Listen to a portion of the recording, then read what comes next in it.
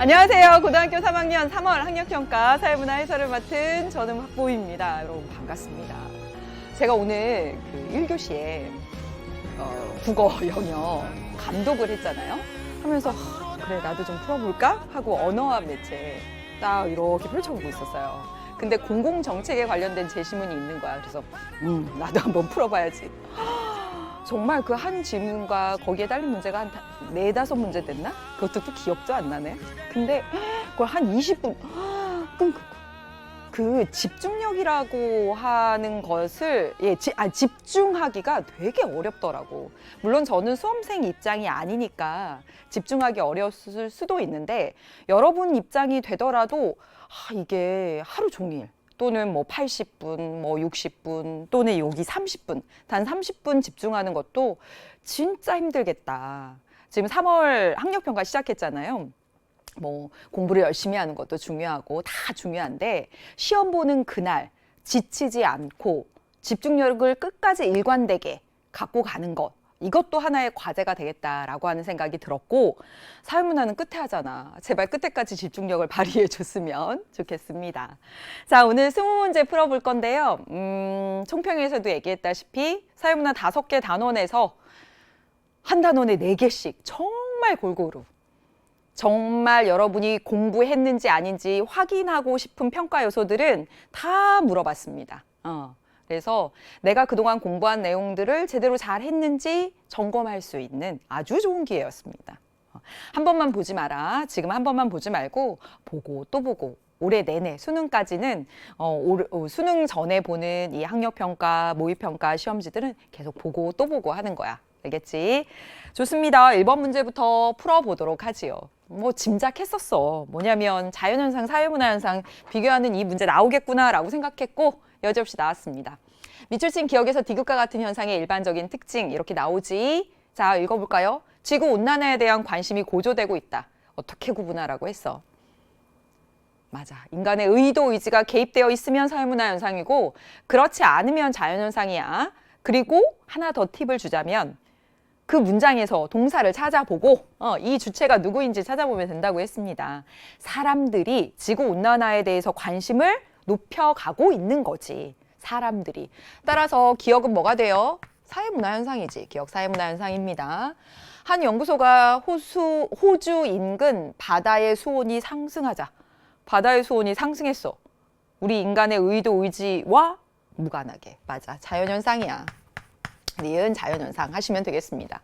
괴사 직전에 놓인 산호초를 구하기 위해서 성층권의 바닷물을 분사하는 실험을 진행했다. 여기 진행했네? 동사 뭐라고 했어? 누가? 연구소가 한 거야. 누가 한 거? 연구소가. 따라서 맞아. 사회문화현상 되겠죠? 그쵸? 예, 이렇게 구분하는 거. 우리가 공부한 내용 제대로 적용할 수 있는지 확인해 보는 시간이라니까. 그럼 보겠습니다. 1번 기억과 같은 현상은 사회문화현상이야. 사회문화현상이니까 개연성으로 설명된다. 맞네. 1번이 바로 정답이네요. 사회문화현상은 대개의 그러할 연해서 개연성 또는 확률의 원칙에 지배를 받는다라고 얘기를 하지. 그 다음에 2번 어디가 틀렸어? 자연현상은 여러분 뭐죠? 몰가치성을 특징으로 한다라고 하는 거지. 이렇게 해설할 때는 다시 한번 볼 때는 어느 부분이 틀렸는지 꼼꼼히 다 써보고. 그 다음에 3번 보겠습니다. 디귿과 같은 현상은 사회문화현상이야. 사회문화현상은 위에서 봤다시피 개연성 또는 확률. 그 다음에 기억과 같은 현상은 니은과 같은 현상과 달리 기억은 사회문화현상이니까 인과관계가 나타나긴 하는데 예외가 존재한다고 했었죠. 자연현상이 더 명확한 거지. 그치? 니은과 같은 현상이 더 명확합니다. 기억과 같은 현상에 비해서. 그렇게 해야 맞지. 그 다음에 니은과 같은 현상은 디귿과 같은 현상과 달리 자연현상이 보편성과 특수성이 함께 나타나? 아닌 거 알고 있죠? 그쵸? 틀렸습니다. 보편성과 특수성이 공존하는 건 사회문화현상의 특징이야. 정답은 1번 하면 되겠습니다. 2번 문제 볼게. 2번 문제. 혹시 2번 문제 틀린 학생 있어? 괜찮아. 3월이니까. 내가 이런 거에 함정에 빠지다니. 제가 총평에서 말했잖아요. 2번 문제, 18번 문제.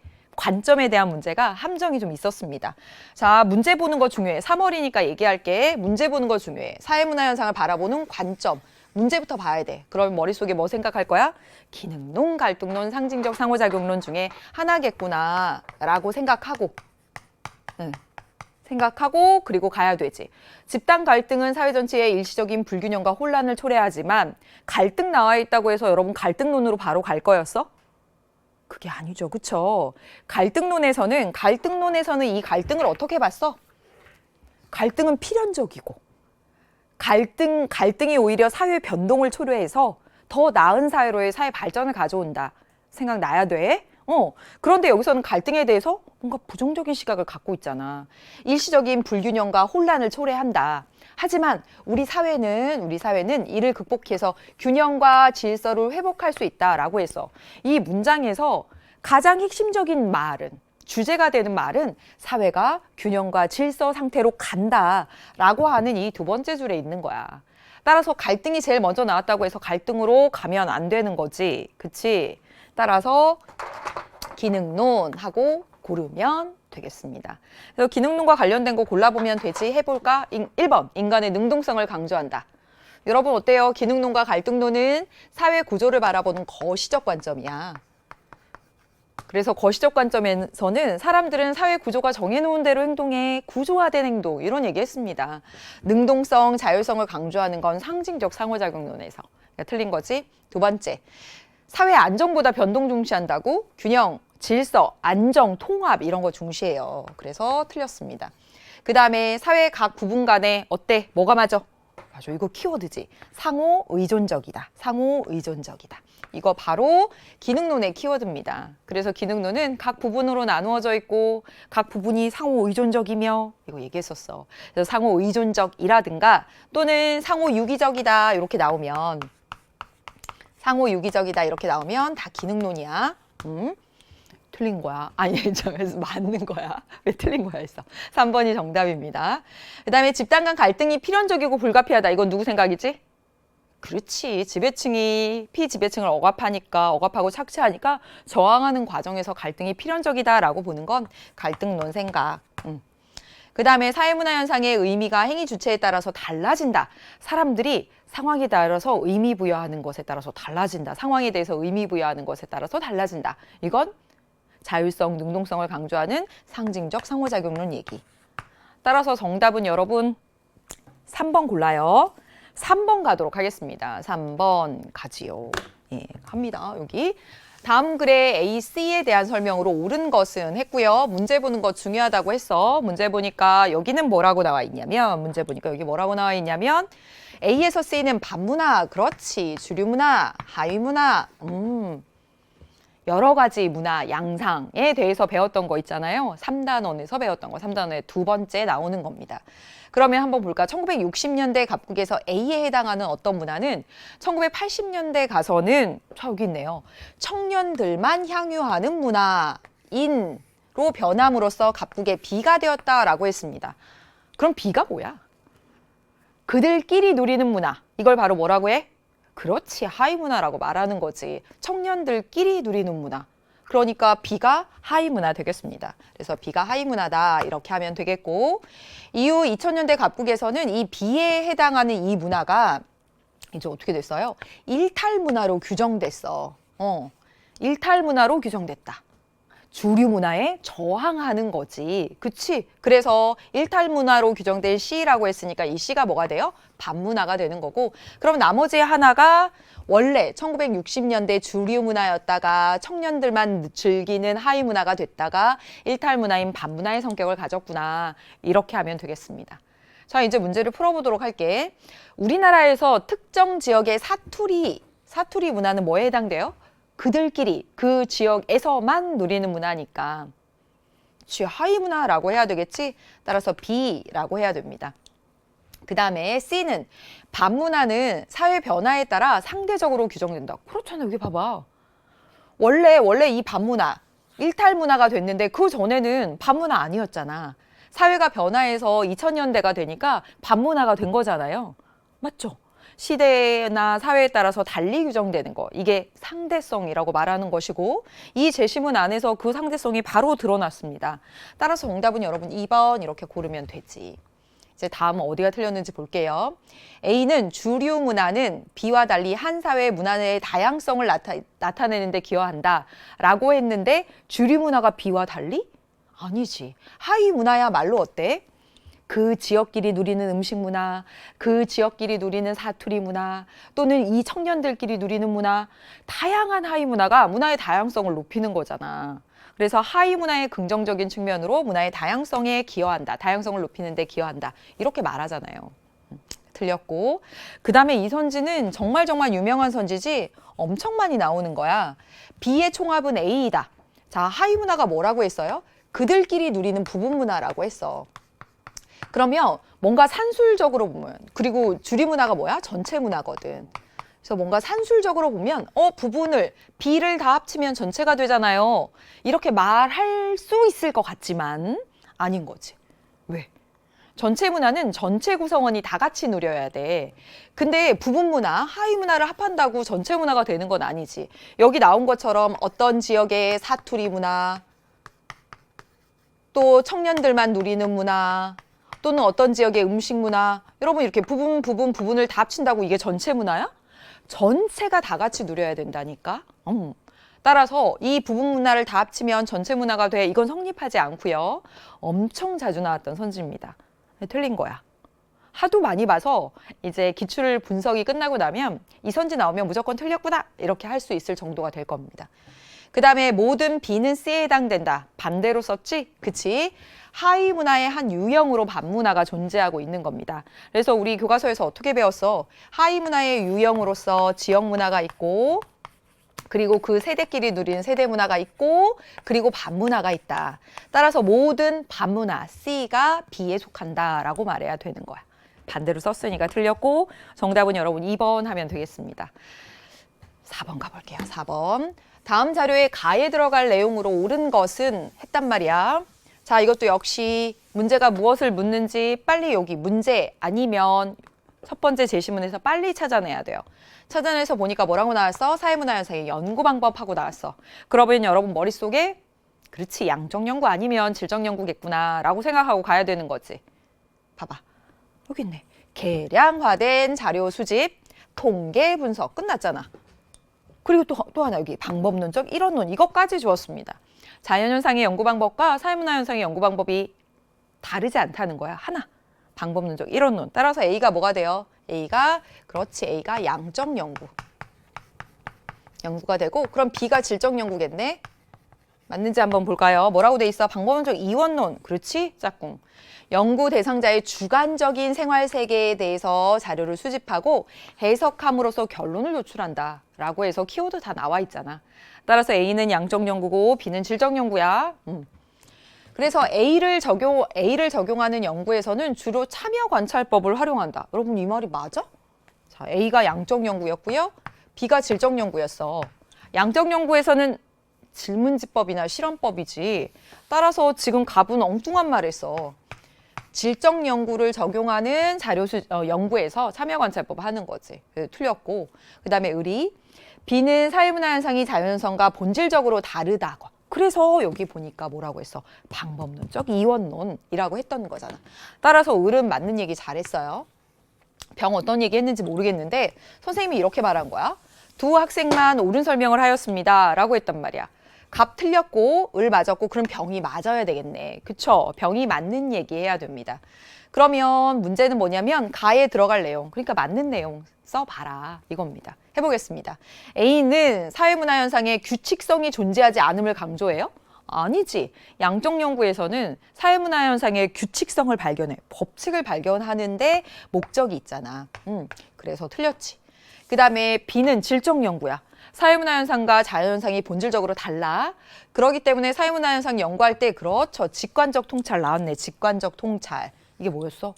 직감과 같은 거라고 했잖아. 어떤 이론을 들이대서 하는 논리적 추론이 아니라 직감과 같은 거. 맞죠? 그렇죠? 그래서 정답 2번 하면 되겠습니다. A는 B와 달리 사회문화 현상의 심층적 이해야.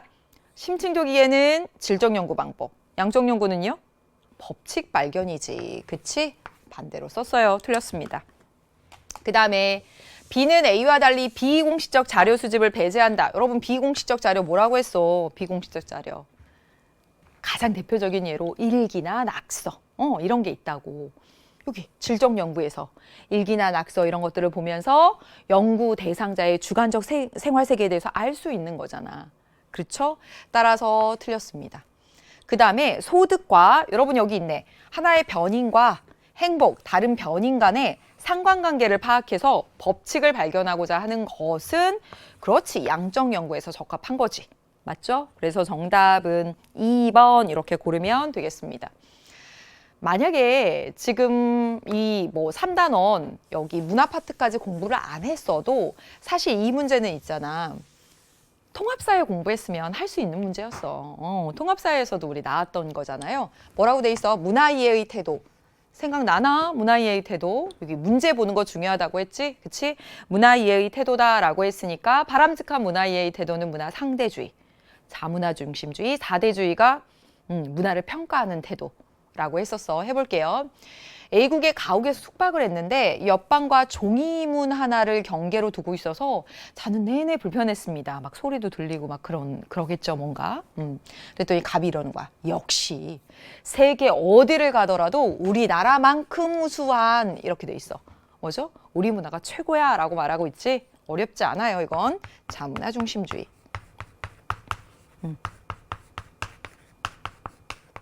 그 다음에 두 번째. A국 사람들의 입장에서 보면 다 이유가 있는 문화이기 때문에 외부인의 입장에서 해석해서는 안 돼 라고 말하고 있어. A국 사람들의 입장에서 문화를 보재. 그 나라 사람들의 입장에서, 상대방의 입장에서. 이게 바람직한 문화이해의 태도지? 그치? 이게 바로 뭐예요? 문화 상대주의지. 문화 상대주의. 됐어. 그 다음에 저는 우리나라 가옥과 달리 세련된 A국의 가옥에서 살고 싶어요. 우리나라 가옥은 너무 촌스럽지 않나요? 이것도 뭐 하고 있어? 평가하고 있지. 우리 문화는 촌스럽고 저 나라 문화가 우월해요. 이렇게 평가하고 있습니다. 이걸 뭐라고 말해? 그렇지. 문화 사대주의라고 말하지. 사대주의. 정말 이 정도면 진짜 안 어려운 거지. 이거는 진짜. 풀어보도록 하겠습니다. 기억. 갑의 태도는 자기 문화의 정체성. 왜 상실해? 우리 문화 최고야 라고 말하고 있는데 왜 상실해요? 틀렸죠? 그쵸? 네, 틀렸고요. 두 번째 가겠습니다.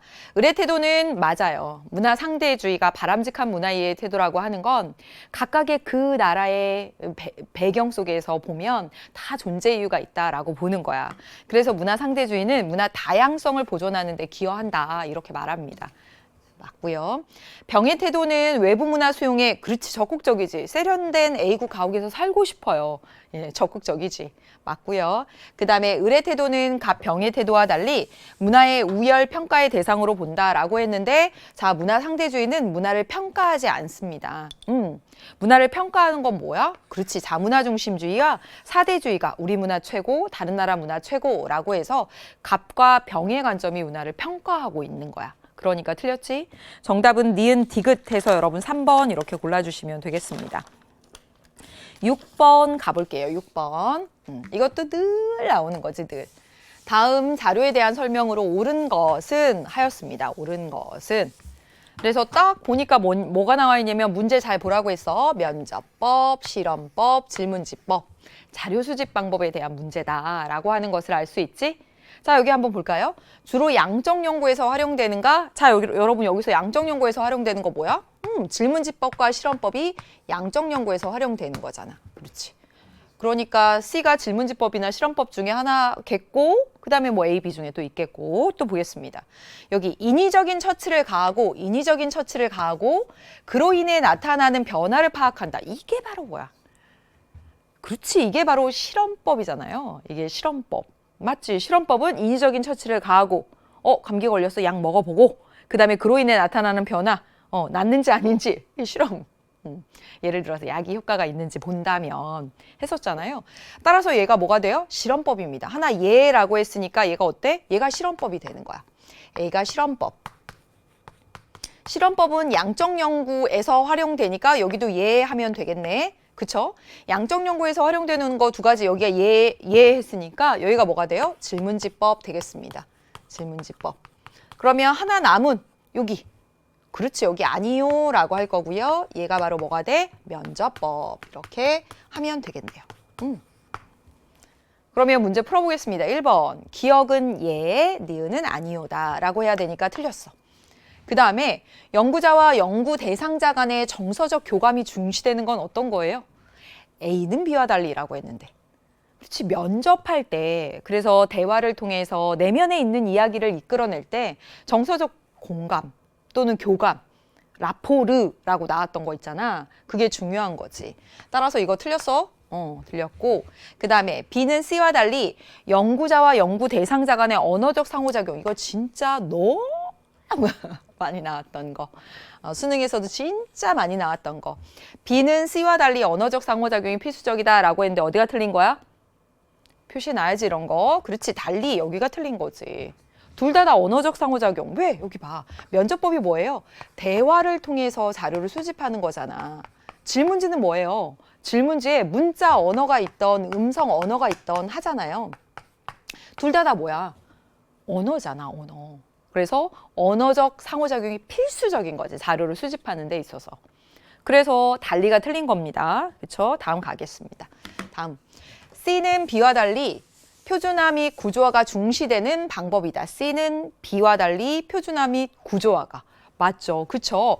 표준화, 구조화, 얘가 뭐냐면 미리 딱 정해진이라고 생각하라고 했었지. 질문지는 어때? 미리 딱 정해졌어. 어디 지역에 사십니까? 나이는 무슨 10대입니까? 20대입니까? 나이는 어떻게 됩니까? 어떤 후보를 지지하십니까? 이렇게 딱 정해졌어. 면접은 그렇지 않잖아. 대화를 하면서 이 얘기로도 빠질 수 있고 부연 설명할 수도 있고 표준화, 구조화 정도가 더 강한 건 질문지법이 면접법에 비해서 더 강하다라고 해야 됩니다. 따라서 정답은 4번 골라야 되지. 그 다음에 AC는 B에 비해 자료 분석 과정에서 연구자의 주관적 가치, 연구자의 주관적 가치가 개입될 여지가 있는 건 아무래도 질적 자료 수집할 때지. 그렇잖아. 면접법 할 때 해석하고 뭐 이러면서. 따라서 반대로 해서 틀렸습니다. 정답은 4번 하시면 돼요. 7번 가도록 하겠습니다. 7번. 7번. 자, 문제 봐봐. 문제 보는 거 중요하다고 했어요. 문제 뭐라고 나와 있어요? 개인과, 그렇지, 개인과 사회의 관계를 바라보는 관점. 무슨 문제야? 사회 실제론, 사회 명목론 문제잖아. 다시 말하면 제시문 안에서 사회 강조하고 있는지 개인 강조하고 있는지 찾으면 된다고 했어. 읽어볼게요. 건물의 벽과 문이 사람의 드나드는 경로를 결정하듯이 개인의 외부에 존재하는 사회 구조가 개인의 행동 범위를 제약하고 그 한계를 설정한다라고 되어 있습니다. 이거 개념 강의에서도 제가 그 집 이런 그림까지 보여주면서 얘기했었어요. 이거 우리 뭐 집 이게 상자처럼 보이지만 집 아니라고 해봐요.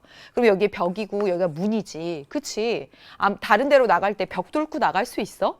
아니잖아. 그렇죠. 문을 통해서 드나들거나 이래야 됩니다. 우리 밖에 뭔가 이렇게 벽이 존재하듯이 개인의 바깥에 사회 구조가 존재한다는 거야. 그래서 이 사회 구조가 개인의 행동에 영향을 끼친다는 거야. 따라서 이건 개인이 자율적이다 이걸 말하는 게 아니라 사회 구조의 힘을 말하고 있습니다. 사회가 더 강해라고 말하고 있는 거야. 따라서 이거 뭐야? 사회 실제론이다 라고 연결할 수 있고요. 3월이니까 그나마 제시문이 이렇게 짧게 나온 거야. 그래서 짧게 나온 제시문 안에서 그동안 공부한 개념 잘 적용할 수 있는지 보는 거지. 자, 보겠습니다. 1번. 사회가 개인에 비해서, 그렇지, 우리 밖에 존재하는 사회가 개인의 행동을 제약하고 한계를 만든다라고 했어요. 그러니까 사회가 더 힘이 센 거야. 맞지? 두 번째, 사회는 고유한 특성을 지니며 실제하고 있다. 우리 바깥에. 그래서 이걸 외부에 존재한다라고 해서 외재성이라고 하잖아. 그 다음에 볼까? 사적 이익의 총합이 곧 사회 전체의 이익이라고 본다라고 하는 건 이건 개인 강조하고 있는 입장입니다. 개인 강조하고 있는 입장에선 이렇게 말해. 개인 강조하고 있는 입장에서 사회가 뭐야? 라고 물어보면 얘네들이 이렇게 말하거든. 사회는 그냥 개인이 모여 사는 개인의 집합체야. 이건 개인 강조하는 입장에서. 그래서 사회 전체의 이익이라고 하는 건 그냥 개인의 이익의 합일 뿐이야. 이렇게 보는 건 개인 강조하고 있는 입장입니다. 이거 틀린 거지? 그 다음에 사회 문제 해결을 위해서 의식 개선이 더 중요시 된다. 사회 실제론에서는요. 사회 실제론에선 사회 제도를 개혁해야지. 개인 강조하고 있는 입장에서는요. 의식을 바꿔야지. 이렇게 말하는 거였잖아. 그치? 따라서 정답은 기억 니은에서 1번 이렇게 골라주시면 되겠습니다. 자, 이제 8번을 가보도록 할게요. 8번. 8번 문제를 봐봐. 제시문을 보겠습니다. 아니, 제시문이 아니라 문제를 보겠습니다. 문제에 뭐라고 나와 있어? 그렇지, 여기 문화의 속성이라고 나와 있단 말이야. 문화의 속성 하고 나왔습니다. 문화의 속성 여러분 몇 가지지? 5가지, 5가지. 써볼까? 학, 공, 전축 모르겠더라, 니네. 아는 거야? 변. 외워야 됩니다. 5가지 문화의 속성입니다. 그래서 읽어볼게요. 각국 사람들은 아이가 버릇이 없는 행동을 하는 것은 몸속에 벌레가 있기 때문이라고 생각을 해서 몸에 뜸을 뜨는 벌을 준대요. 되게 신기하다. 그리고요, 이방인들은 이해하기 힘든 풍습이지만, 자, 여기까지 보도록 하겠습니다. 여기까지 봐요. 우리는 이해하기 힘들어. 이들은 이런 문화를 뭐 하고 있어? 그렇지, 공유하고 있어. 그러니까 아이가 버릇 없는 행동을 하면 이렇게 뜸을 뜨는 벌을 주는 건 당연하게 생각해. 뭐 하니까? 공유하고 있으니까. 그래서 여기서 공유성 찾아볼 수 있습니다. 그 다음에 그런데 이러한 풍습은 정신 수련을 위해서 몸의 정화를 중시하는 각국의 여러분 여기 있어요. 다른 부분과 관련되어 있다. 바로 이게 바로 뭐야? 즉 문화는 동떨어져서 존재하는 것이 아니라 다른 부분과 연결되어 있다 이렇게 말하고 있어. 이게 바로 그렇지 전체성이야. 그래서 이 문제 정도면 사실 어려우면 어렵다고 할 수 있어요. 뭐 밑줄도 없고 아무것도 없고 몇 개를 고르는지도 없는데 이 안에서 이렇게 찾아내는 거니까.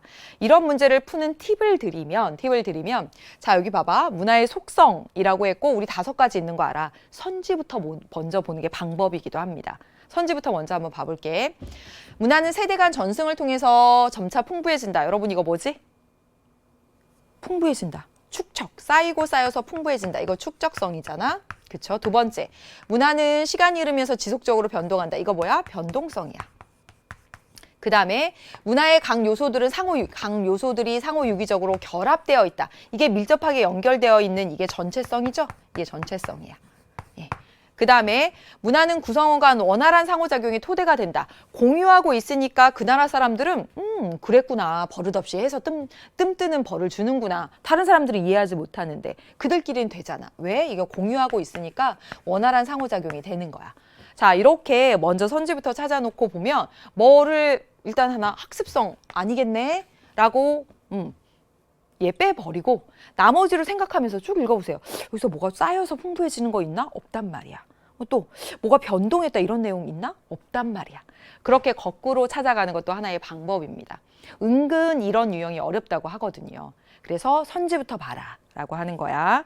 그 다음에 가겠습니다. 9번 가보도록 할게요. 9번. 그림은 일탈이론 AC에 대한 설명이에요. 옳은 것은 했고 일탈이론 안 나오면 섭섭하지. 자, 보겠습니다. 일탈이론이라고 분명히 줬어. 문제 보는 거 중요하다고 했고 낙인론 그리고 머튼의 아노미론 그 다음에 차별교제이론 이렇게 나와 있습니다.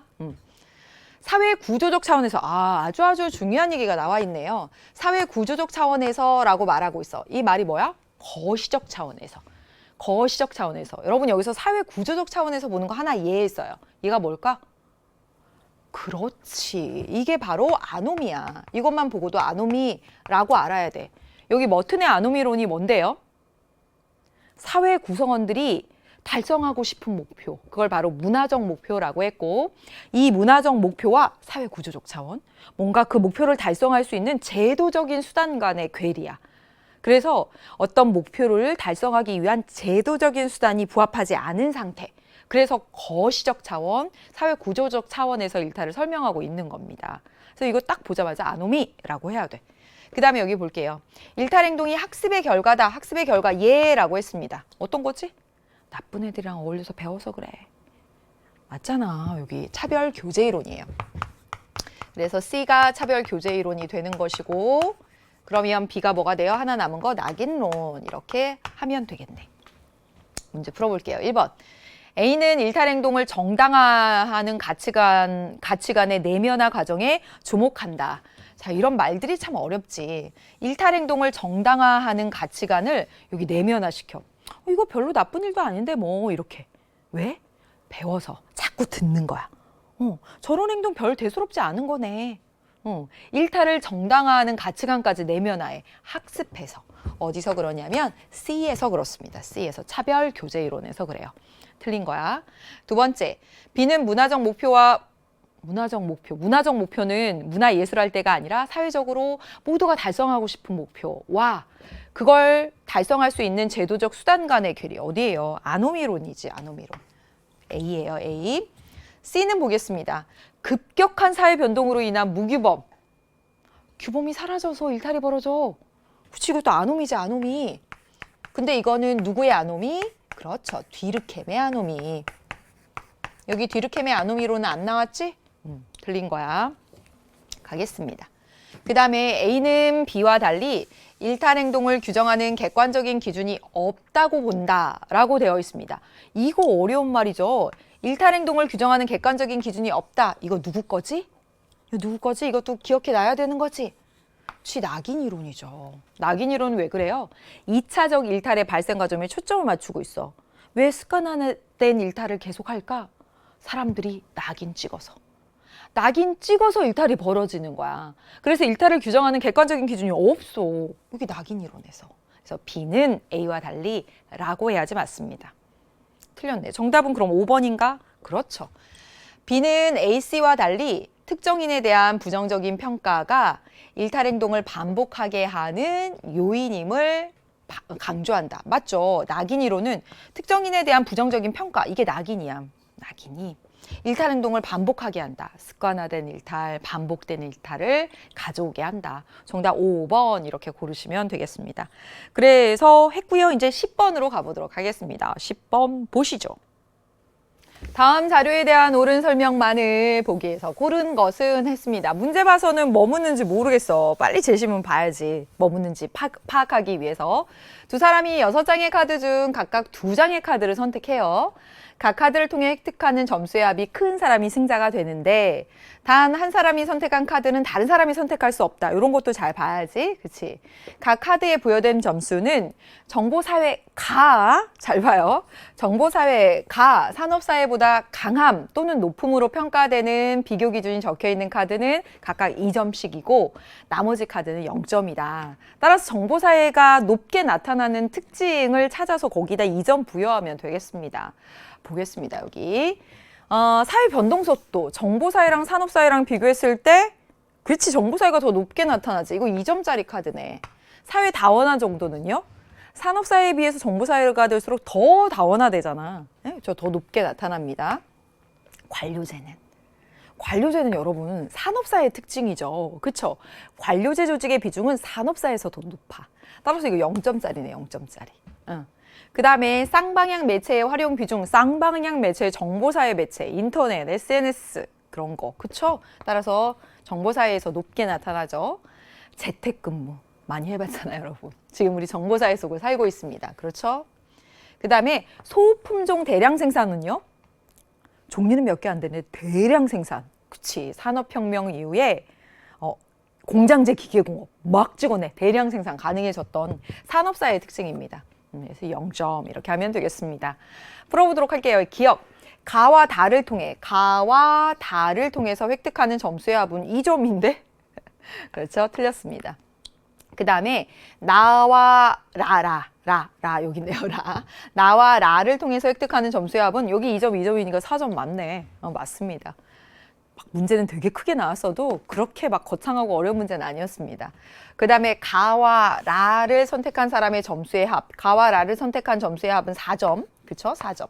그 다음에 마와 바를 선택한 사람의 점수의 합은 가와 라, 그 다음에 마와 바를 선택한 점수의 합은 아니네. 여기 2점이네. 2점. 그쵸? 같지 않죠? 틀렸습니다. 그 다음에 리을 보도록 하겠습니다. 두 사람이 각각 2장씩 카드를 선택한 후 만약에 다와 바가 남았다면 두 사람 중 승자는 없는 거죠. 그렇죠? 얘가 남고 나머지 그러면 이렇게 조합을 하던 이렇게 조합을 하던 둘 다 4점씩 된 거잖아. 그래서 비긴 거죠. 그렇죠? 얘만 남았다면. 그래요. 그래서 정답은 니은 리을에서 여러분 4번 고르시면 되겠습니다. 11번 가보도록 할게요. 11번. 밑줄 친 기억에서 미음에 대한 설명으로 옳은 것은 밑줄 딱 보자마자 그렇지, 2단원 가장 처음에 배웠던 사회화, 지위, 역할에 대한 문제구나 라고 하는 것을 알 수가 있습니다.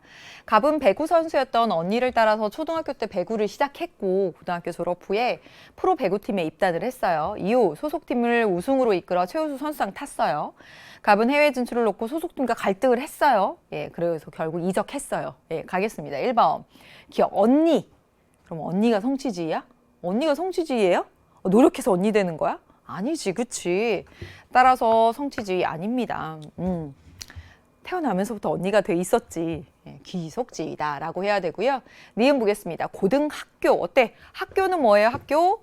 그렇지. 사회화를 목적으로 설립된 기관입니다. 그걸 바로 공식적 사회화 기관이라고 하지. 정답 2번 정말 쉽게 찾아줍니다.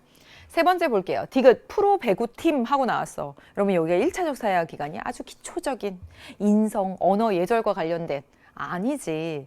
프로 배구팀 또는 회사 이렇게 하면 다 전문적인 사회화의 내용을 담당하는 2차적 사회화 기관이다 라고 해야 되는 거지.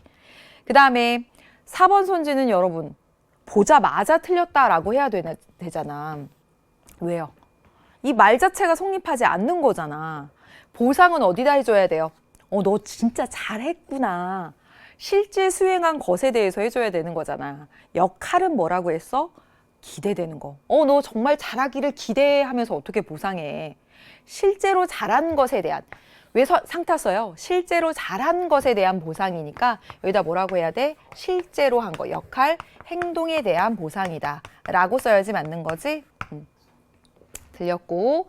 미음 볼게요. 이거 역할 갈등이다. 맞아? 아니지 이건. 나는 이적하고 싶고 그 다음에 국내에 있는 내 팀은 이적을 반대했나? 어쨌든 이거는 그래서 사람과 사람 내지는 뭐 조직과 사람 사이의 갈등인 겁니다. 역할 갈등은 뭐예요? 사람들이 사회 속에서 여러 가지 지위를 갖게 되고 지위 간에 요구되는 역할이 충돌하는 거야. 이건 역할 갈등이 아닌 거지. 역할 갈등인지 아닌지 물어보는 거 정말 많이 나오죠. 그렇죠? 정답은 2번 이렇게 고르면 되겠고 12번 가도록 하겠습니다. 다음 갑국, 을국의 문화 변동에 대한 설명으로 옳은 것은 이라고 했단 말이야. 갑국은 A국과 전쟁을 하던 중에 A국의 튼튼한 성을 보고 A국에 이런 성이 있었나 봐요. 그걸 보고 여기서 아이디어를 얻어서 독특한 축성 기술을 만들어냈습니다. 다른 나라 문화 요소에서 아이디어가 전파되어 와서 새로운 것을 만들어내는 것. 여러분 이걸 뭐라고 해요? 그렇지, 이게 자극전파야, 자극전파. 그 다음에 두 번째, 을국에서는 서적을 통해서 비국의 면 제조 기술이 전해졌어요. 그래서 비국의 면 제조 기술이 전해지고 여기에다가 비국의 면 제조 기술에다가 을국의 발효 기술이 이게 더해졌어. 두 개가 합쳐져서 새로운 면 요리가 나타났어. 외부의 문화 요소와 내부의 문화 요소가 믹스돼서 제3의 문화 요소가 나타난 걸 여러분 뭐라고 하지? 그렇지, 문화 융합이라고 하지. 그러면 보도록 하겠습니다. 1번. 갑국에서는 직접 전파에 의한 문화 변동이 나타났다라고 했는데 자극 전파가 나타났죠. 외국의 문화 요소에서 아이디어를 얻어서 발명이 이루어졌어요. 그쵸? 그래서 틀렸고 을국에서는 자극 전파 아니죠. 그쵸? 서적을 통해서 이 기술이 전해진 다음에 내부의 문화 요소랑 섞여져서 문화 융합이 나타났으니까. 그 다음에 갑국에서는 여기 어디 강제적 문화적 변이야? 아니죠. 그쵸? 그냥 뭐 전쟁 뭐 이런 것만 보고 또는 식민지 이런 용어만 보고 무조건 강제적이다 이렇게 연결하면 안 됩니다. 틀렸고요. 을국에서는 갑국과 달리 그렇지 문화 융합. 외부의 문화 요소와 내부의 문화 요소가 믹스돼서 제3의 문화 요소가 나타났으니까 정확합니다. 정답은 4번 이렇게 고르면 됩니다. 갑국에서는 내재적 변동 아니잖아. 전파잖아, 전파. 따라서 갑국과 을국 모두 외재적 문화 변동이 나타난 겁니다. 외부의 문화 요소에 영향을 받아서 변동이 이루어지는 거잖아. 그래서 틀렸습니다. 정답은 여러분 4번 하면 되겠습니다. 13번 보도록 할게요. 드디어 표문제가 나왔습니다. 너무 걱정할 필요는 없고요. 표분석의 패턴 강의를 한참 녹화하고 있습니다. 많이 도움이 될 거야. 진짜. 자, 가겠습니다. 그래서 이러한 문제, 3월에 나온 이런 표 문제부터 시작해서 차근차근 난도를 올려가면 충분히 할 수 있습니다. 표는 각국의 5년 전 대비 성별 근로자의 평균 임금 상승률을 나타낸 것이다 라고 되어 있습니다. 임금 상승률이 나와 있네요. 그리고 여기서 아주 중요한 게 있어. 뭐냐면 각국의 남성 근로자 수하고 여성 근로자 수가 항상 같다라고 되어 있습니다. 아주 중요한 정보지. 그래서 2005년 여기 5년 전에 2005년에 남성 근로자의 평균 임금은 여성 근로자 평균 임금의 2배이다라고 했으니까 편의상 뭐 이때 남성 근로자가 200만 원이다라고 한다면 여성은 100만 원이다 뭐 이렇게 해놓으면 되겠죠. 그렇죠? 이렇게 해두고 그때보다 5% 올랐고 이때보다 5년 전보다 7% 올랐고 2015년보다 2020년에 다시 5년 전보다 13% 올랐다. 이렇게 보시면 됩니다. 자, 여기서 아주 중요한 거, 자, 이거 남성 근로자 수와 여성 근로자 수가 같다라고 하는 것을 통해서 자, 우리 이거 했었잖아. 국어 점수 80점이야. 그 다음에 영어 점수 100점이야. 그러면 이거 한 과목 크기가 같아요. 그러면 전체는 얼마? 정 가운데 90점이야. 이거랑 똑같습니다. 자, 남자하고 여자가 크게 같아. 한 과목이야. 예를 들어서. 그래서 여기 5점이고 여기 7점이야. 그럼 전체 평균 몇 점이야? 2개 더해서 나누기 2 하면 되는 거잖아. 그래서 전체 임금 상승률을 여러분 2개 더해서 나누기 2 하면 얼마가 나와? 6입니다. 여기는 얼마예요? 2개 더해서 나누기 2 하면 얼마가 나와? 8입니다. 여기는요 12입니다. 그래서 전체의 임금 상승률을 구해낼 수 있는 겁니다. 다만 여기 보시면 남성 근로자의 평균 임금이 여성 근로자 평균 임금의 2배다라고 되어 있잖아요. 그래서 실제 숫자를 대입해서 구해보면 남성 근로자 평균 임금 상승률 쪽에 더 가까운 값으로 나타나게 됩니다. 그 면이 이제 해설지에 반영이 좀 안 돼 있는 거죠. 그래서 써보자면 뭐냐면 남성 근로자 6보다는 더 작게 나오죠. 남성 근로자 쪽에 가깝게. 그 다음에 여기도요. 8이 아니라 7, 남성 근로자 쪽에 가깝게 8보다는 더 작게. 그 다음에 여기는요. 남성 근로자 평균 임금이 13이니까 12보다 더 크게 이렇게 나오게 된다라고 해야 됩니다. 구체적으로 우리가 막 산수를 하고 그러는 것은 이 문제가 지향하는 바가 아닐 것 같은데 그래서 산수를 막 하지는 않았고요. 그래서 이렇게 해놓고 이제 문제를 풀어보도록 하겠습니다. 1번 2005년 대비 2010년, 2005년 대비 2010년에 전체 근로자의 평균 임금 상승률은 12%다라고 했는데 그냥 남성 임금 상승률하고 여성 임금 상승률을 더해가지고 이거 2개 더해서 전체 12야. 이러면 안 되는 거잖아. 그렇죠? 그래서 실제로는 이 6이 안 되게 그래서 이쪽 남성 평균 임금 상승률에 좀 가깝게 그렇게 나오게 된다라고 하는 것이고 그냥 둘이 단순히 더해서 12야 라고 하면 안 되는 거 너무나 당연한 거고요. 두 번째 보겠습니다.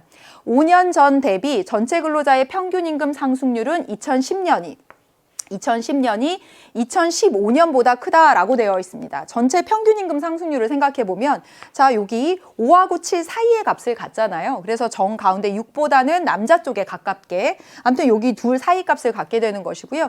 2015년은요. 역시나 이 둘 사이 값을 갖게 됩니다. 정 가운데보다는 좀 남자 쪽에 가깝게. 그래서 아무튼 여기 7하고 9 사이 값이고요. 여기는 5하고 7 사이 값입니다. 그러니까 어디가 더 큰 거예요? 그렇지, 5하고 7 사이 값, 여기는 7하고 9 사이 값이니까 여기 2015년이 더 큰 거지. 그래서 여기 보면 2010년이 더 크다라고 했으니까 틀렸습니다. 그렇죠? 다음 보도록 하겠습니다. 3번 가보도록 할게요. 남성 근로자와 여성 근로자 간의 평균 임금의 차이는 2005년이 2010년보다 크다라고 했는데 여기서 단서로 준 게 무엇이냐면 2005년에 남성 근로자의 평균 임금이 여성 근로자의 2배다라고 했으니까 여기 200일 때 100 이렇게 해놨잖아. 그러니까 2005년도의 평균 임금의 차이는 얼마로 볼 수가 있겠어요? 100으로 한다면 자 2010년에는요. 200에서 5% 했으니까 남자가 210이 되는 것이고요. 여자는요. 100에서 7만큼 증가했으니까 107이 되는 거네. 그러면 여기하고 여기 차이가 얼마가 되는 거야? 103이죠. 그렇죠? 103입니다. 103. 따라서 2005년이 2010년보다 크다라고 하는 건 틀린 거지. 그치? 그래서 틀렸습니다. 4번을 보도록 하겠습니다. 4번 가볼게요. 자, 전체 근로자의 평균 임금 대비 여성 근로자의 평균 임금은 자, 뭐라고 돼 있냐면 전체 근로자의 평균 임금 대비 전체 근로자의 평균 임금 대비 여성 근로자의 평균 임금이야. 그래서 뭐라고 나왔냐면 2005년하고 2015년이 2020년보다 크다. 라고 되어 있는데요. 자, 보도록 하겠습니다. 2015년에서 2020년으로의 변화를 보세요. 예. 여성 근로자의 평균 임금 상승률은 얼마냐면 11%야. 11%가 상승했습니다. 그러나 전체 근로자의 평균 임금 상승률은 어때? 11보다 큰 값이잖아. 여기가 더 큰 값이에요. 맞죠? 그래서 12보다는 크게, 예? 그래서 더 큰 값입니다. 여기는 11%만큼 상승했고 여기는 더 큰 값이야. 따라서 여기 봐. 전체 근로자 평균 임금 대비 여성 근로자 평균 임금은 2015년보다 2020년에 더 작아졌습니다. 맞죠? 왜냐하면 분모가 더 커졌으니까. 그쵸? 이렇게 하시면 됩니다. 그래서 얘가 2015년이 2020년보다 크다. 맞는 거죠. 2020년이 더 작아졌으니까. 예. 이렇게 하시면 되고 마지막 선지 보도록 하겠습니다. 2010년 대비 2020년 남성 근로자와 여성 근로자 모두 평균 임금이 20% 상승했다. 여기 대비 여기에서 20% 아니지. 이거랑 이거 더해서 20% 올랐다. 이거랑 이거 대비해서 20% 올랐다라고 하면 안 되지. 여기 대비 7%, 여기 대비 13이니까. 그래서 그냥 이거 더해서 20이다라고 하면 안 됩니다. 네. 자, 14번 문제를 보도록 하겠습니다. 14번 재밌어요. 다음 자료는 수행평가에 대한 학생의 응답과 교사의 채점 결과를 나타내 준 것이고요. 표에 각 사회 집단이 제시된 3개의 특성 중 한 개만 가지면, 사회 집단의 특성 중 한 개만 가지면 그냥 빈 동그라미, 2개를 가지면 반 동그라미, 3개를 모두 특성을 가지면 색칠한 동그라미로 표시하라고 했습니다. 자, 보도록 하겠습니다. 선택 의지에 따라서 형성된다. 여러분, 이러한 사회 집단을 뭐라고 해? 선택 의지에 따라서 일부러 만들었어요. 그치, 이걸 바로 이익사회라고 하지. 이익사회. 우리가 이때 이 이익을 막 금전적 이익 이렇게 생각하면 안 된다고 했어. 그냥 선택 의지에 따라서 일부러 만든 건 다 이익사회라고 부르기로 한다고 했어요. 학교도 이익사회, 시민단체도 이익사회. 왜? 일부러 인위적으로 만들었으니까. 그 다음에 공식적인 지휘체계와 규범을 지킨다. 이게 바로 뭐죠? 공식조직이죠. 공식조직. 그 다음에 공통의 목표 달성을 위해 자발적으로 만들었다라고 했으니까 이게 바로 뭐가 돼? 자발적 결사체입니다. 그럼 여러분 봐봐. 시민단체 어때요? 시민단체. 일부러 인위적으로 만들었어. 이익사회도 돼. 그리고요. 시민단체. 목표가 뚜렷해. 지가 촥. 공식조직도 되고요. 그리고요. 공익을 위해서 일부러 만들었어요. 3개 다 해당되면 뭐? 색칠한 동그라미 하라고 했었잖아. 이렇게. 그 다음에 대학교는요. 대학교 일부러 인위적으로 만들었어. 따라서 이익사회에 해당돼. 대학교 공식 조직 총장 뭐 이렇게 해서 막 조직 뭐 막 그다음에 과 막 이렇게 예, 맞아요. 자발적 결사체예요. 공통의 목적 달성을 위해서 자발적으로 만들어서 가입과 탈퇴가 자유로우면 얼마나 좋겠어. 그렇지 않잖아. 2개에만 해당됩니다. 따라서 뭐죠? 반 동그라미. 이렇게 반 동그라미. 사내 동호회 보도록 하겠습니다. 사내 동호회는요. 일부러 인위적으로 만들었으니까 이익사회 맞고요. 사내 동호회는 공식 조직 아니야. 이게 비공식 조직이거든. 동호회, 취미, 관심사에 따라서 자발적으로 만든 거니까 여기 해당이 됩니다. 2개 해당되니까 이렇게 하면 되겠네요. 그래서 찾아보니까 어디 있어? 여기 있네. 5번 이렇게 하시면 되겠습니다. 재밌는 문제였어요. 자, 이제 15번 문제를 보도록 하겠습니다. 다음 자료에 대한 설명으로 옳은 것은 하였고 정말 빠짐없이 단골로 나오는 거지. 뭐 있어? 순환론과 진화론에 대한 설명 나와 있습니다. 찾아보도록 하겠습니다. 표는 갑과 을이 사회 변동을 설명하는 이론 A, B 중에서 제시된 진술에 부합하는 이론의 동그라미를 한 것인데 자, 이 문제의 힌트는 바로 여기 있지. 갑은 두 진술에 대해서만 옳게 표시하였다라고 했습니다. 갑은 두 진술에 대해서만 옳게 표시했대. 만약에 말이죠. A가 진화론이고 B가 순환론이다. 이렇게 해보도록 하겠습니다. 그러면 자, 사회가 모두 동일한 방향으로 변동해 간다. 진화론 그렇게 말해. 맞아. 그 다음에 모든 사회는 만들어지고 성장하고 쇠퇴하고 소멸하고 이게 뭐예요? 성장하고 쇠퇴하고 소멸하고 이게 순환론이잖아. 이거 맞아. 두 개 맞다라고 했으니까 이게 두 개 오르면 얘 틀린 걸로 하면 이렇게 딱 됩니다. 근데 만약에 그래서 A는 진화론이고 B는 순환론이 돼요. A는 진화론, 그 다음에 B는 순환론입니다. 만약에 이게 반대로 하면 이게 두 개가 안 나와. 그렇잖아. 지금 보다시피 얘 A가 순환론이고 B가 진화론이라고 해보도록 하겠습니다. 그럼 어때? 순환론에서 모든 사회가 동일한 방향으로 가? 일단 틀렸어. 진화론에서 성장, 쇠퇴, 소멸 뭐 해? 아, 틀렸어. 이미 두 개가 틀려버리면 얘 하나밖에 안 맞는 게 된다고. 그러니까 이렇게는 성립이 되지 않습니다. A가 뭐가 돼야 돼? 진화론. A가 진화론이고 B가 순환론이 되어야지만 이거 두 개 맞고 이거 틀린 걸로 결정이 됩니다. 그러면 을도 똑같이 여기가 틀렸겠죠. 그쵸? 맞죠? 그리고 을 한번 볼까요? 얘가 맞은 거면 얘 맞은 거 표시한 거 이거 맞은 거네. 이게 A에다 표시해야 되는데 B에다 표시했으니까 틀린 거네. 그쵸? 따라서 을은 몇 개만 맞은 거야? 하나만 맞은 거야. 이렇게 찾아내면 되지요. 가겠습니다. 을은 세 진술에 대해서 아니 하나만 맞았어. 틀렸습니다. 두 번째, A는 사회 변동이 A 진화론이니까 곧 발전을 의미한다라고 얘기하지. 변동 방향이 진화하는 방향, 발전하는 방향, 진보하는 방향밖에 없다라고 얘기하잖아. 따라서 이게 틀린 거지. 그치? 그 다음에 3번. B는 서구 사회가 가장 진보된 사회를 전제로 한다는 비판을 받는다? 어디에서 그런 비판을 받아? 그렇지. 진화론에서 그런 비판을 받잖아. 진화론은 사회 변동은 진보하고 발전하는 방향으로 가는데 그 진보하고 발전한 곳에 어디가 있어? 서구가 있다라고 생각하잖아요. 그래서 서구 중심적이라고 비판을 받지. 그 다음에 A는 B와 달리 흥망성쇠를 거듭한 국가의 사례를 설명하기에 적합하다? 흥망성쇠 이거잖아. 이게 흥망성쇠. 어디에서? B, 순환론이잖아요. 맞죠? 틀렸습니다. 그 다음 해보도록 하겠습니다.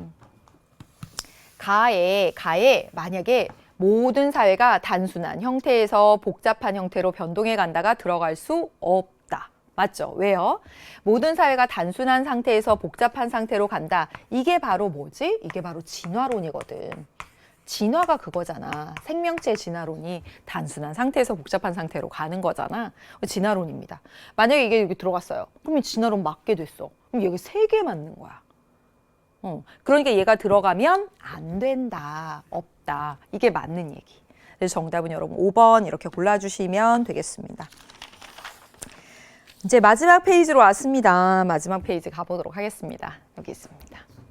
밑줄 친 기억, 니은에 대한 설명으로 옳은 것은 하였고 작년에 좀 안 나오다가 얘가 딱 나왔습니다. 마지막 단원에서 나오는 거. 사회 운동에 대한 거지. 각국의 한 시민단체는 장애인의 이동권을 보장하기 위해서 관련 법 개정 운동. 그렇지, 이거 뭐지? 사회운동에 해당이 되죠. 다수의 사람들이 지속적이고 자발적으로 하는 거지. 이념과 가치를 가지고. 그 다음에 두 번째, 을국의 한 단체는 절대 군주체제에 불만을 품고 민주국가 체제를 수립하기 위한 운동. 두 개 다 어때요? 두 개 다 사회운동으로 볼 수가 있습니다. 그쵸? 그러면 문제를 풀어볼게요. 1번. 기억은 사회 제도가 아닌 의식 변화를 목적으로 하고 있어요? 아니지. 장애인의 이동권 보장을 위한 법, 제도의 개선을 말하고 있습니다. 따라서 제도 개선이에요. 틀린 거예요. 두 번째. 니은은 보수적인 사회운동에 해당된다. 맞아? 아니지. 기존에 있는 이 절대 군주체제에 불만을 품고 변혁하려고 하는 거야. 따라서 보수적인 건 뭐예요? 현 상태를 유지하고 지키려고 하는 것이거든. 아니잖아. 세 번째 가겠습니다. 기억은 니은과 달리 사회적 갈등을 초래할 수 있다라고 했는데 모든 사회운동에 대해서는 그 반대편 쪽에서 반대하는 입장이 있을 수 있겠지. 다 갈등이 나타날 수 있겠죠. 틀렸습니다. 그 다음에 니은은 기억과 달리 사회 구조적인 변화를 추구한다. 정답 4번이지. 그렇죠. 여기는요. 일부의 변화예요. 사회 체제 이런 것들은 그대로 있는 상태에서 이동권 보장을 위한 법 개정을 주장하는 것인데 이거는요. 전면적으로 절대 군주 체제에서 민주주의 체제로의 변환, 전면적인 사회 구조의 근본적인 변화를 추구하고 있어요. 따라서 정답은 4번 하시면 되겠습니다. 그 다음에 기억과 니은은 이게 즉흥적인 감정에 따른 집합 행동은 사회운동이라고 하지 않습니다. 틀렸어. 그래서 정답은 4번 하시면 되고 17번 문제를 보도록 하겠습니다. 17번 보는 순간 엄청 반가웠지. 그치? 좀 이렇게 나는 게 바람직한 방향이라고 보여집니다. 뭐예요 이게? 4단원에서 제일 앞부분에서 배우는 사회 이동, 그 다음에 사회 계층구조 표 문제, 기본표가 이렇게 딱 나왔습니다. 정말 반가운 일이지. 우리 개념 홀릭 들었던 학생들은 개념 홀릭만으로도 이 문제 맞췄을 거라고 내가 기대하고 있습니다. 분석을 한번 해보도록 하겠습니다. 어떻게 돼 있어요? 그쵸? 부모 계층과 자녀 계층, 대각선 한번 볼까? 대각선이 의미하는 바가 뭐야? 부모도 상, 자녀도 상. 부모도 중, 자녀도 중, 부모도 하, 자녀도 하.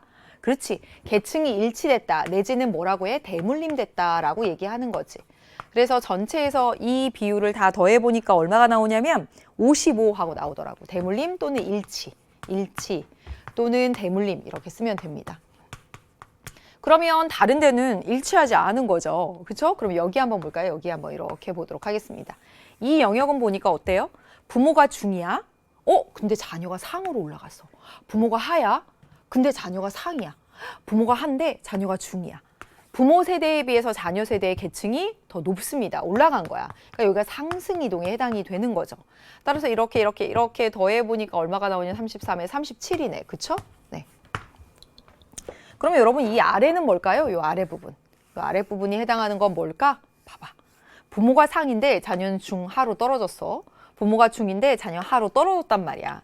따라서 여기 뭐다? 하강 이동입니다. 하강 이동. 그래서 더해보니까 얼마가 나오냐면 8하고 나왔습니다. 그렇잖아. 부모 자녀 간에는 계층이 일치하거나 아니면 이동하거나. 그래서 이동한 거 두 개 더해보니까 얼마예요? 45. 그렇지? 그래서 일치하거나 이동하거나 해서 100% 맞춰지는 거지. 이제 다른 거 한번 볼까요? 자, 부모 세대의 계층을 볼게요. 상은 20, 중은 30. 상보다는 중이 많고 중보다는 하가 많아. 이걸 뭐라고 해요? 피라미드형 계층구조라고 말하는 거지. 그 다음에 자녀 세대는 상하고 하가 20인데 중이 가장 많아. 이걸 뭐라고 해? 다이아몬드형 계층구조라고 말하는 거지. 자, 이제 문제를 풀어보도록 하겠습니다. 1번 가볼게요. 세대 간 이동한 자녀가 부모와 계층이 일치하는 자녀보다 많다. 틀렸지, 그치? 일치하는 자녀 얼마? 55. 이동한 자녀. 상승과 하강을 합해서 45. 틀렸네. 맞지? 두 번째 보도록 하겠습니다. 세대 간 하강 이동한 자녀가 8. 상승 이동한 자녀 37. 많다라고 했으니까 그렇지, 틀렸지. 그 다음에 가겠습니다. 계층 구조의 측면에서 볼 때 자녀 세대가 부모 세대보다 그렇죠. 한 사회에 하층이 이렇게 많은 계층 구조보다 중층이 많고 중산층이 있는 이러한 계층 구조가 사회 통합에 더 유리하죠. 답 너무 쉽습니다. 정답은 3번. 그 다음에 갈게요. 자녀 세대 각 계층 중에서 부모와 계층이 일치하는 자녀의 비율, 그거 비율 계산하는 거 해보자고. 자녀 세대 각 계층에서 해보자고. 자녀 세대 계층 상에서 20인데요. 상이 20인데요. 그 중에서 일치하는 거 어디야? 14입니다. 이렇게 하시면 되지. 그 다음에 자녀 세대 중이 60인데요. 그 중에 일치하는 거 얼마야? 24입니다. 이러면 되죠. 자녀 세대 하가 얼마야? 20이죠? 20입니다. 20 중에서 일치하는 거 어디 있어요? 여기 있지? 대각선. 그쵸? 17입니다. 자, 이거 비율 계산하지 않아도 되지? 이거 어때? 반을 좀 넘었어. 얘는 반이 안 돼. 얘 반 훨씬 넘었어. 얘가 제일 높죠. 그쵸? 네. 그래서 자녀 세대 계층 중, 자녀 세대 상 중에서, 상위 20 중에서 일치하는 거 14. 중, 60 중에서 가운데.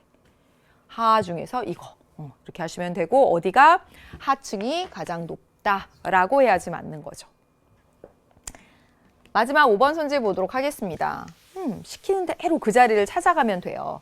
해볼게요. 뭐라고 돼 있냐면 부모가 중층인 자녀 중 했어. 부모가 중층인 자녀 중 괜히 지었네. 부모가 중층인 자녀 여기 있어요. 부모가 중층인 자녀들이 하나, 둘, 셋 이렇게 있네요. 중에서 여기는 어때? 부모랑 자녀랑 계층이 일치하는 거. 부모 중, 자녀 중. 여기는 어때요? 여기는 무슨 칸이었어? 상승 이동한 거지? 부모는 중인데 자녀 상으로 간 거니까. 이 아래는 뭐야? 이 아래는 하강 이동한 거지? 부모는 중인데 얘 하로 떨어졌으니까. 그쵸? 물어보고 있습니다. 부모가 중층인 자녀 중에서 하강 이동한 자녀 2, 상승 이동 환전이 얼마? 4. 적다라고 해야 되는 거죠. 그쵸. 예. 그래서 정답은 여러분 3번 이렇게 골라주시면 되겠습니다. 18번 문제. 18번 문제가 어려운 문제가 아닌데 말이죠. 어려운 문제가 아닌데 자칫 실수했어. 자칫. 자, 보겠습니다. 사회 불평등 현상을 바라보는 뭐라고 나와 있어? 관점하고 나왔어. 그러면 기능론 아니면 갈등론이겠구나라고 생각하고 이 문제로 가는 거잖아.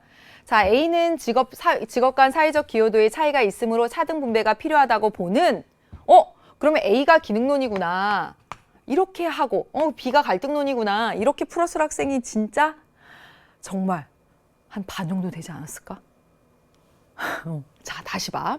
A는 직업 간 사회적 기여도의 차이가 있으므로 차등 분배가 필요하다고 보는 B의 주장이 지배 집단의 기득권을 정당화하는 논리에 불과하다고 비판하고 있습니다. 반대야, 반대야. 잘 봐야 돼. 따라서 B가 뭐예요? B가 기능론이고 A가 갈등론입니다. 다시 읽어볼게요. 직업 간의 사회적 기여도의 차이가 있어. 의사라고 하는 건 생명을 살리는 일이고 교사는 그렇진 않아. 따라서 차이가 있기 때문에 차등 분배해서. 그러니까 불평등이 나타나는 건 어쩔 수 없어 라고 보는 입장 B. 그게 바로 기능론이잖아. 기능론에 대해서 A가 비판하고 있다. 이거 지배 집단의 이 기득권을 정당화하는 논리잖아 라고 비판한다고. 따라서 A가 갈등론. 이렇게 고르셔야 됩니다. 문제를 풀어볼게요. A는 차등 분배 체계가 기존의 불평등 구조를 재생산하기 위한 수단이라고 본다. 1번이 답이죠. 그쵸? 차등 분배 체계에 대해서 갈등론은 반대예요. 차등 분배 찬성하는 건 기능론이야. 보다 더 중요한 일이 있고 덜 중요한 일이 있는데 어떻게 똑같이 분배하겠어. 차등 분배하다 보니까 불평등이 나타날 수밖에 없어. 이건 기능론. 갈등론은 그에 대해서 이 차등 분배 체계는 기득권층이 그들의 기득권을 정당화하는 논리야. 불평등 구조를 재생산하고 있어. 바로 연결하면 되고요. 1번 정답입니다. 두 번째. A는 개인의 능력이나 노력 수준에 비례해서 사회적 성공 정도가 결정된다. 얼마나 능력을 보이느냐, 얼마나 노력하느냐에 따라서 많이 배분될 수도 있고 적게 배분될 수도 있어. 불가피해. 이거 기능론의 생각. B. 그 다음에 B는 기능론에서는 원칙적으로 사회 불평등 현상을 사회 문제로 봐요? 불가피해. 이렇게 말한다니까. 틀렸어요. 그 다음에 B는 사회 발전을 위해서 불평등 현상이 제거돼야 된다. 이건 갈등론에서 그렇게 말하는 거지.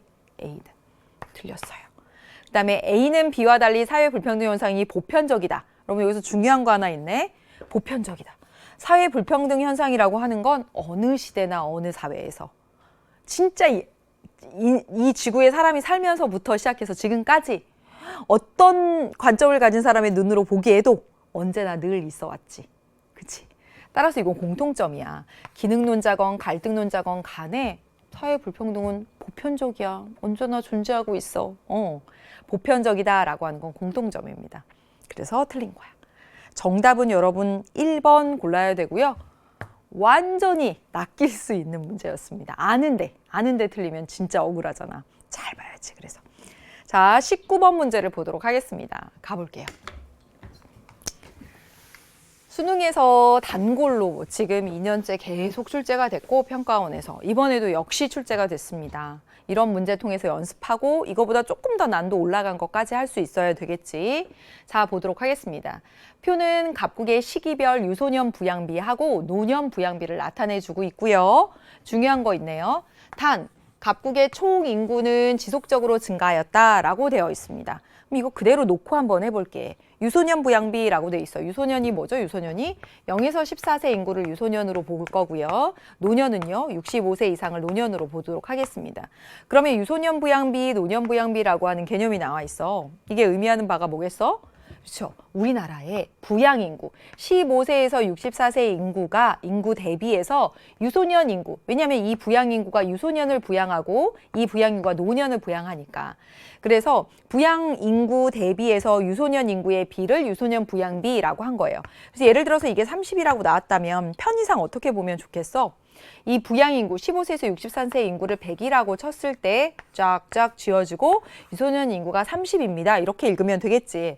그래서 편의상 15세에서 64세 인구를 100이라고 한번 쳐봐요. 그럼 100이라고 했을 때 0에서 14세 인구 30명, 65세 이상 인구 20명 이렇게 읽을 수 있단 말이야. 돼요? 그래서 총 인구 얼마? 150 이렇게 하겠습니다. 맞죠? 그쵸? 그 다음에 두 번째에도 한번 볼게요. 여기 보면 유소년 부양비 20 하고 나왔어요. 여기 20이라는 건 편의상 15세에서 64세 인구를 100이라고 쳤을 때 20.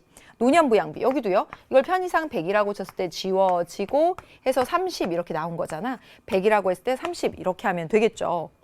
그래서 여기 다 더해보니까 150 되죠. 총. 여기도 한번 해볼게. 여기도. 편의상 15세에서 64세 인구를 100이라고 했을 때 유소년 10, 그 다음에 노년 40. 그래서 150 이렇게 됐습니다. 자, 이 표상으로 보면 150, 150, 150 같으면 안 되잖아. 총 인구는 뭐라고 했어요? 지속적으로 증가했다라고 했으니까 편의상 여기가 150이 아니니까 150A, 150B, 150C 이렇게 해서 A보단 B가 크고 B보단 C가 크면 총 인구가 증가한 거죠. A보다는 B가 크고 B보다는 C가 크다 이렇게 해놓으면 그래서 여기가 다 30A, 사실 30이 아니잖아. 30A, 100A, 20A 여기도 B, B, B 이렇게 붙여주면 되겠죠. 여기는요. C, C, C 이렇게 붙여주면 되겠지. 그래서 A보다는 B가 크고 B보다는 C가 크다 이렇게 맞춰주면 되겠습니다. 그래서 이렇게 해서 이제 다 해놨어. 이제 이거 해놓으면 끝난 거. 이거 해놓으면 끝난 거.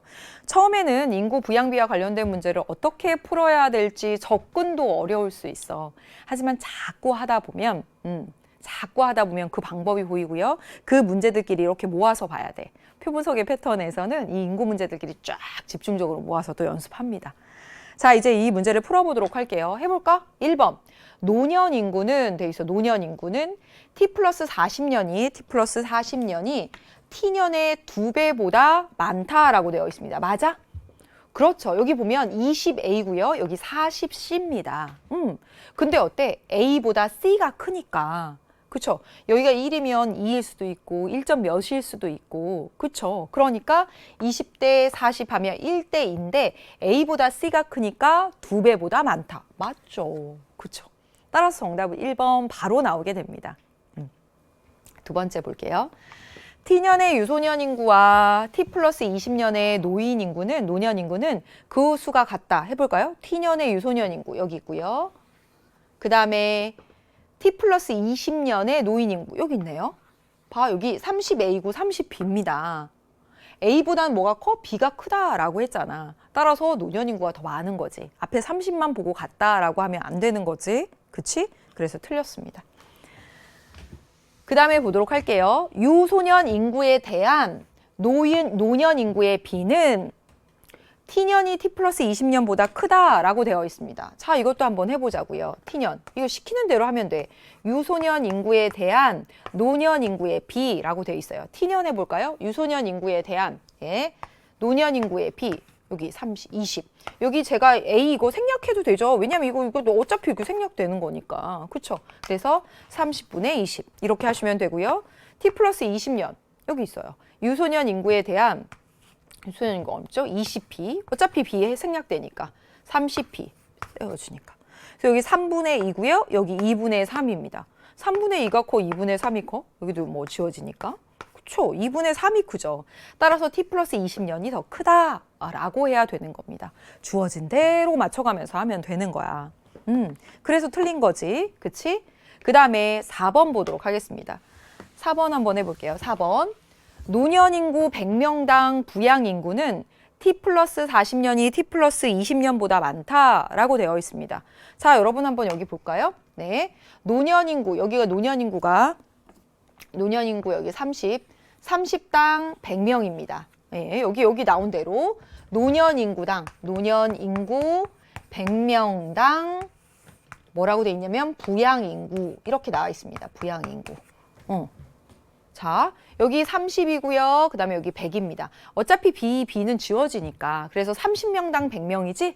여기는 40명당 100명이란 말이야. 어차피 CC 지워지는 거니까. 이해돼? 그치? 30명당 100명, 40명당 100명입니다. 여기서 물어본 건요. 노년인구 100명당 부양인구를 물어봤어요. 그럼 밑에를 100으로 바꿔주면 되는 거잖아. 그치? 그러면 30을 100으로 맞춰주려면 한 3.3 곱하면 되는 거지? 그치? 그러면 대략 100 됐다고 해봅시다. 그래서 3.3 곱해보세요. 그럼 뭐 330 정도 될 거 아니야. 예를 들어서. 친절하다. 예, 여기를요 100으로 맞춰주면 여기다 얼마 곱하면 돼요? 2.5 곱하면 되는 거지. 그치? 그럼 맞나? 2.5 곱하면 되죠? 그쵸? 예, 그럼 100 되죠? 그러면 여기 2.5 곱하면요? 250이잖아. 그쵸? 예, 맞나? 2.5에 4 맞죠? 갑자기 내가 해놓고도 그래서 100명당 여러분 대강 그냥 3.3 한 거예요. 여기가 더 맞지. 예, 노년인구 100명당 부양인구는요 T 플러스 20년이 T 플러스 40년보다 많습니다. T 플러스 40년이 20년보다 많다라고 했으니까 틀린 거야. 맞춰주면 되지. 100명당 얼마인지로. 그래서 틀렸습니다. 그 다음에 보도록 하겠습니다. 그 다음에도 봐요. 총 인구에서 유소년 인구와 노년 인구의 합이 차지하는 비율 했습니다. 이것도 한번 해볼게. 총 인구에서 그래서 T년하고 T 플러스 40년 여기랑 여기 됐어요. 이것도 시키는 대로 하면 되잖아. 총 인구에서 유소년 인구랑 노년 인구의 합이 차지하는 비율을 했습니다.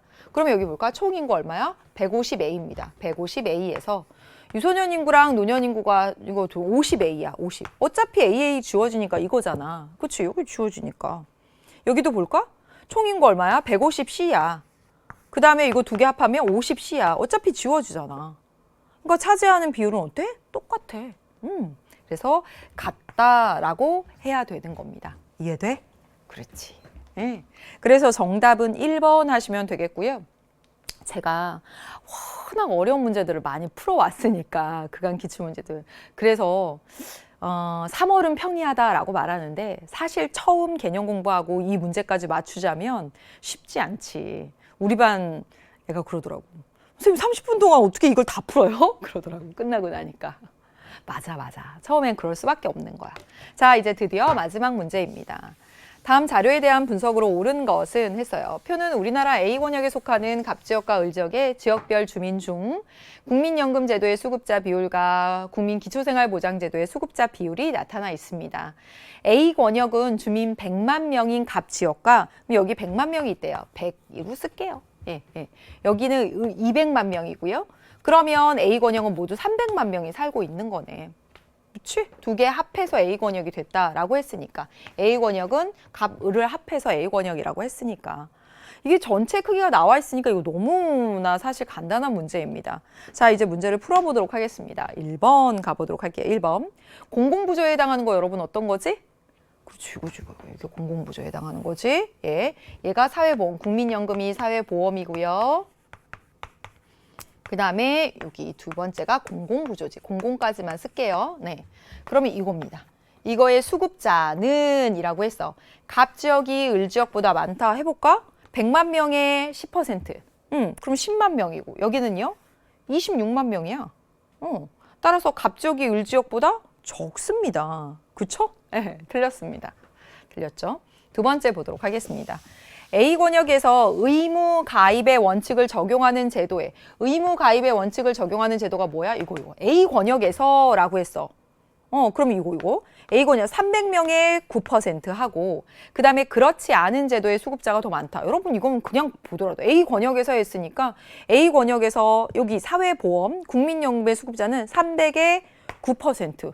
그러니까 27만 명이고요. 이건 더 많잖아. 이거 더 많잖아. 따라서 이 제도의 수급자가 더 많다라고 했으니까 틀린 거죠. 그쵸? 네. 그 다음에 지역별 주민 중 상호부조의 원리에 기초한 제도의 수급자 비율은 상호부조의 원리. 상호부조의 원리 뭐예요? 그렇지, 국민연금이에요. 수급자 비율이니까 그대로 놓고 어디? 15%, 6%. 갑지역이 높다라고 해야 되는 거지. 을지역이 높다라고 했으니까 틀린 겁니다. 4번 가도록 하겠습니다. 4번. 지역별 주민 중 생활이 어려운 자의 최저 생활을 보장하고자 하는 제도에 최저 생활을 보장하고자 하는 제도 공공부조 이거잖아. 이거의 수급자 비율 둘 중에서 어디? 10%, 13%. 어디가 높아? 그치, 을지역이 높습니다. 갑지역이 높다라고 했으니까 틀린 거지? 그러면 정답 4번이네, 4번. 을 지역에서, 자, 을 지역 여기 있네요. 200만 명. 선별적 복지 이념에 기초한 제도의 수급자가 선별적 복지하는 건 어쩌? 이거지. 어려운 계층. 200만 명의 13%니까 26만 명. 그쵸? 보편적 복지가 뭐예요? 이거죠. 그쵸? 이거의 수급자. 12만 명 이렇게 되겠습니다. 네. 그래서 이 제도의 수급자 수가 이 제도의 수급자 수보다 하니까 14만 명 많다. 맞네요. 그렇죠? 정답은 5번 이렇게 하시면 되겠습니다. 고생 많이 하셨습니다, 여러분. 여기까지 해봤어요. 네, 자꾸 문제를 풀수록 우리 반 학생이 했던 말이 생각이 나네. 선생님 이거 언제 다 풀어요? 그러네. 처음이라서 자꾸 풀면서 생각했어요. 제가 혼자 강의 준비를 할 때는 제가 그동안 풀었던 그동안 얼마나 많이 풀었겠어. 쉽고 이랬다가 막상 해설을 할 때는 수험생의 마음이 되는 것 같아. 여러분의 마음으로 꼼꼼히 풀어보니까 와, 여기도 막혔겠네. 이 문제 상당히 접근하기 어려웠겠네. 함정에 빠졌겠네. 표 문제 쉽다고 했지만 내 문제나 있고 생소했을 수 있겠네. 이런 별 생각이 다 드는 거야. 처음은 그렇습니다. 네. 이러한 단계를 밟아가는 과정이 필요할 거고요. 여러분은 어느새 9월 지나서 수능 가까워지면 나보다 문제를 훨씬 더 잘 풀게 되리라고 저는 믿습니다. 한 번만 보지 마. 2번, 3번, 4번 계속 보는 거야. 고생 많이 하셨습니다. 우리는 표분석 강의랑 그다음에 수능 특강이랑 또 4월 해설에서 만나도록 하겠습니다. 고생 많이 하셨어요, 여러분. 안녕.